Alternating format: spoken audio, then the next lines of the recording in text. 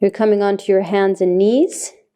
You're bringing one arm towards the ground, bringing the chin towards your chest, which I'm not exaggerating too much right now to not cover the microphone. And then from here, you're really curving into your upper spine.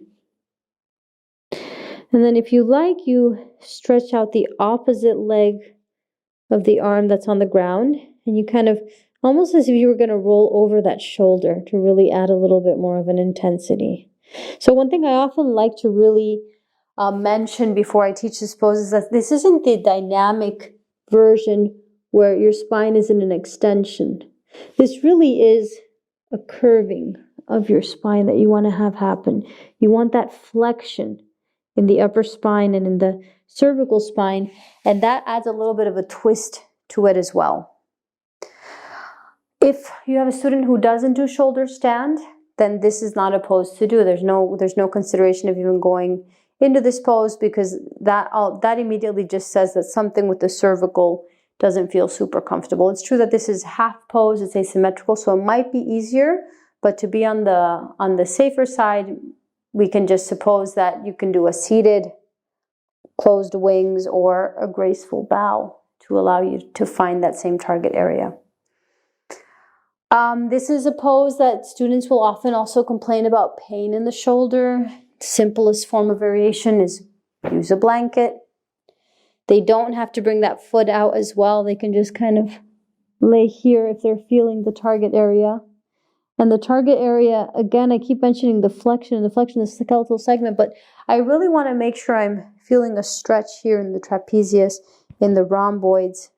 Depending on how far you can also bring that neck into the flexion, you might feel it in the levator scapular.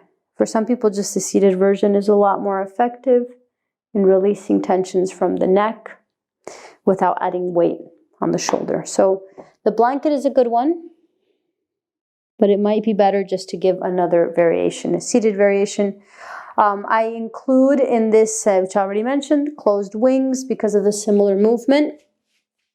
And you could also do closed wings laying on your back. So you're just laying on your back, and from there you're bringing your arms to center line.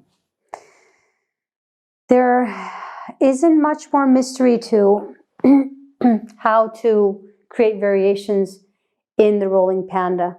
I'm playing with how much or how little I do in the pose. I'm doing crossed wings if that feels like a better variation.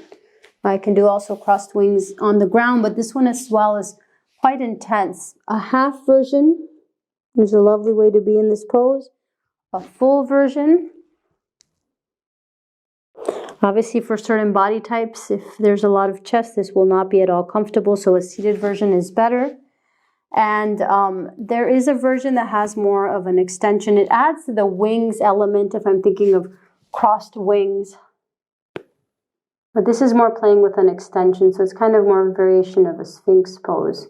But this is a wonderful way of also thinking about stimulating the meridian lines related to the upper body and the arms, which whenever you do want to, it really just involves making sure you're moving the arms in all of its possible directions.